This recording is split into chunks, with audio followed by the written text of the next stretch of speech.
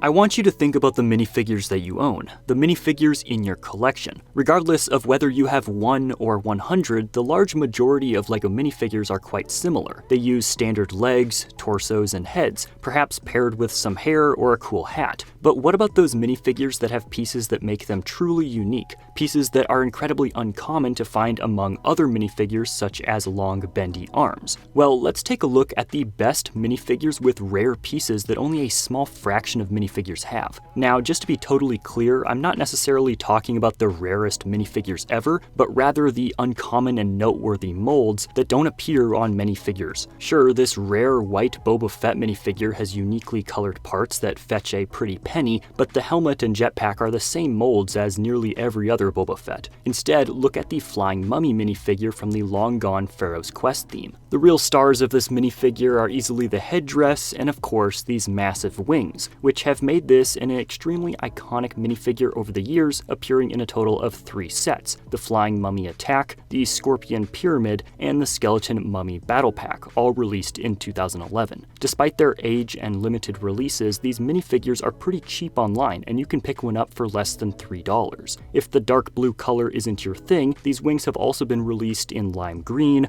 regular green, translucent red, and pearl gold. Although LEGO wings aren't super common, they usually come in pairs, or occasionally as capes. However, this pair of wings are attached as a single, massive element nearly 4 inches wide. There are a few other single-piece wings such as these that have appeared in a few sets, such as the Little Devil from Collectible Minifigures Series 16, the Dragon Suit Guy from Series 18, and a few other minifigures over the years, but they're all much smaller. Something like this wing piece has so far only appeared on a single minifigure, the Aarakocra Ranger from the Dungeons & Dragons series of collectible minifigures. After a quick look at this figure, you might notice something else is a little off: the legs. Although LEGO has a pretty long history of changing up minifigure legs, these animal legs, as they're called, are perhaps the newest iteration and are still fairly rare, having only been used a handful of times. Some of the coolest minifigures to use these legs are the Fawn from Collectible Minifigures Series 15, which initially introduced this part, the Demogorgon from the Stranger Things Upside Down set, the Harpy from Collectible Minifigures Series 25, which is also sporting some purple wings attached to his torso, and also my favorite use of these animal legs, the Blacktron Mutant from Series 26. As cool as these legs are, they are hardly the rarest thing about this particular minifigure. If you look closely, you'll notice that this guy has 2 right arms. These double arm pieces are extremely rare, having only ever appeared 3 times since their introduction in 2018 on the Rio Durant minifigure from the Imperial AT Hauler set. Aside from Rio and the Blacktron Mutant, the only other minifigure to use these double arms so far is Stitch from the Disney 100th Anniversary Collectible Minifigure series. Now, this isn't the only way to get a minifigure with 4 arms. Of course, I can't talk about 4-armed LEGO minifigures without at least mentioning the classic monkey introduced in the Pirates line. While not technically a minifigure, this was the first time that LEGO had ever put 4 arms onto something. So what was the first minifigure with 4 arms? Well, let me show you, but first, let me tell you about Aura, today's sponsor. Protecting your personal information from cyber criminals is super important in this digital world. Aura helps keep you safe online by doing the hard work for you. They find data brokers selling your information and handle the opt-out requests, making your personal details disappear from those sites. This means less spam and more privacy for you. Aura also monitors the dark web, alerting you if any of your personal details are found. If someone tries to use your information to access your credit or bank accounts, Aura notifies you right away. For extra peace of mind, they even offer up to $5 million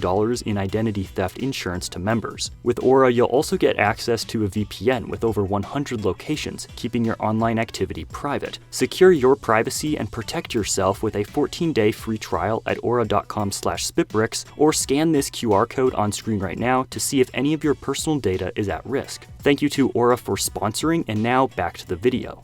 The first actual minifigure that could hold more than 2 accessories was Dr. Octopus from the original Spider-Man line in 2004. This version appeared in 3 different sets: Doc Ock's Bank Robbery, Spider-Man's Train Rescue, and the Doc Ock's Hideout set. Today, these early versions of this minifigure can sell for about $25 US. However, it's hard to argue that these really count as arms since they are brick-built and attached to a harness, but there are plenty of examples of four-armed figures out there. Arguably the most popular of them all is Garmadon from Ninjago, who has appeared in quite a few sets over the years, including 2012's version of the Destiny's Bounty, the Epic Dragon Battle, and a Spinjitzu set for Legacy, among many others. I love this minifigure's design and not just the visual style. The way that the upper part of the torso fits perfectly over the top of any other minifigure makes these so versatile. Ever since this four-armed version of the character was first introduced, we've gotten several other variants that all use very similar molds. But perhaps the coolest of them all is the resurrected variant from 2018's Temple of Resurrection and the Oni Titan builds, although this version from the Ninjago movie is a close second. But don't forget about Flashback Garmadon, also from the Ninjago movie. The idea of Garmadon working a 9-to-5 office job just cracks me up every time. Oh, and I can't forget about the equally hilarious Volcano Garmadon with his matching printed pajamas. Now, as iconic as Lord Garmadon is, he wasn't the first minifigure to sport a couple extra appendages. That honor instead goes to 2005's General Grievous, who appeared in two sets in the Revenge of the Sith line, General Grievous Chase and the General Grievous Starfighter set. The Chase set also included this one-of-a-kind cape, which makes that version of the minifigure worth up to $250 in new condition nowadays. While this first version included a unique head and torso, his legs and arms were common droid parts, with 4 of these arms being attached to the General's torso. Although he could hold his 4 iconic lightsabers, the posability of the arms was incredibly limited, as they only move sideways and their wrists don't rotate at all. Later on, in 2010, General Grievous got a major overhaul to better match his appearance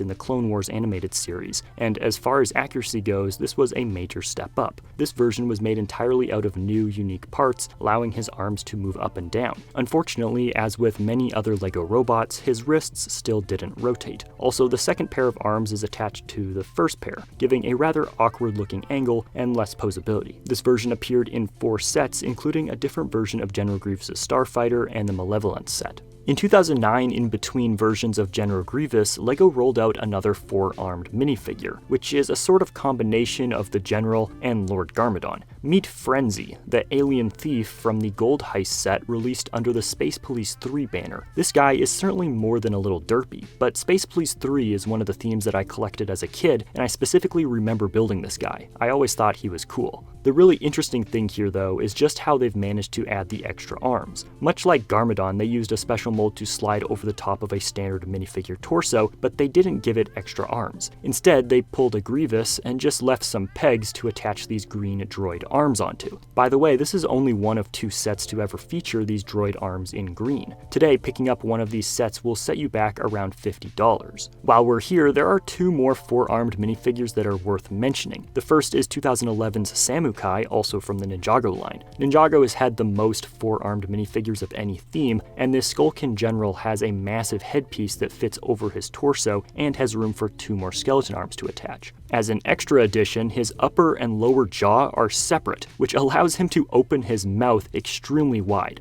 As you can imagine, this piece makes this minifigure incredibly large and heavy compared to other minifigures. And so for that reason, this guy never appeared in a Spinjitzu set and has only ever popped up in the Fire Temple, which originally retailed for $130, as well as Garmadon's Dark Fortress, which retailed for slightly less at $70 and is still my favorite Ninjago set of all time. The other minifigure I want to mention comes in the Star Wars Z95 Headhunter set released in 2013. This is Pong Krell, who often seems to be forgotten when discussing 4-armed figures. Much like Garmadon, he uses a special piece to slide over the regular torso. This upper part also includes 2 attached minifigure arms and a large molded head, which certainly makes for a very large minifigure. Now, although having 4 arms in real life would be nice, all it takes is 1 to tap the subscribe button below. Okay, so while 4 arms are objectively cool, what about having 2 extra big arms? That's the case with a few minifigures released over the years, such as Miss Marvel with her incredibly long, bendy arms, which came in 2017's Captain America Jet Pursuit set.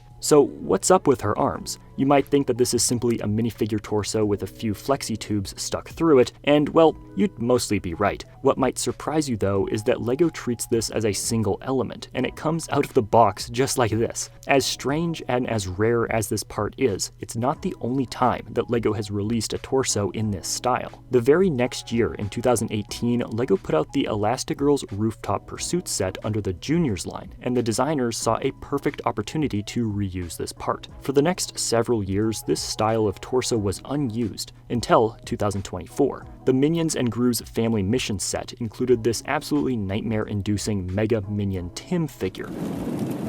I'm not 100% sure why I find this particular minion so unsettling, but the long arms and empty smile are just way scarier than even Garmadon. Will we ever see these torsos used again? Well, only time will tell, but with the Fantastic Four movie set to hit theaters later this year, Mr. Fantastic seems like the perfect opportunity. After all, he was pictured like this in the LEGO video game. Moving on, every minifigure we've looked at has followed the same basic pattern of a torso, a head, and some legs, and to be honest, that's hardly surprising. But there have been a handful of minifigures to break this mold, so to speak, over the years. One of the earliest examples can be found in the seriously cool Mobile Command Center from 2008. This 1,100-piece set came with 7 minifigures, including Spyclops and his 6 spider-like lower limbs. This technique has been used a few times over the years, and while it's certainly a nice change of pace, these parts aren't anything special. Perhaps one of the most interesting lower bodies that we've seen on a minifigure came in 2013's Mandalorian Spear from the Clone Wars. The set itself is fine, there's nothing really special about it. However, the undisputed star of the set, though, is Darth Maul with his robotic legs. This guy was already one of the coolest villains in the entire Star Wars universe, and giving him robot legs just made him even cooler. So far, these parts have only ever been released in this color and in this set. Now, while these figures like Darth Maul might have unusual legs, they still definitely get around by walking, but that's not the case for every minifigure. You see, in 2012, LEGO released Series 6 of the collectible minifigures line, and that wave introduced this fantastic Genie minifigure. What's most notable about this guy is his brand new lower body element. The Genie tail, as it's often called, has since been used a few more times, including the Genie Girl from Series 12, which included the same part with a new pattern. A few years later, in 2016, we got the very first wave of collectible minifigures for Disney, which of course included everyone's favorite Genie with another new color variant of the tail. Continually, in 2021, the Video Bandmates collectible minifigures Series 1 gave us the Genie Dancer with a tail in pink. However, the most recent minifigure to include this piece is actually from 2023 with the Disney 100th Anniversary collectible minifigure series. Also, I just have to point out how cool it is that these genies actually sit on their lamps. It's just perfect. As of this video in early 2025, these Genie tails have only ever appeared 5 different times, making them one of the rarest minifigure parts ever, but just barely. There's another, even smaller part that has only ever appeared 6 times. The boxing glove. First released in 2011's collectible minifigures Series 5 Boxer, the boxing gloves, much like the flexi-tube arms earlier, are part of the torso and aren't meant to be removed. Although it is possible to do so, they come pre-assembled to the body.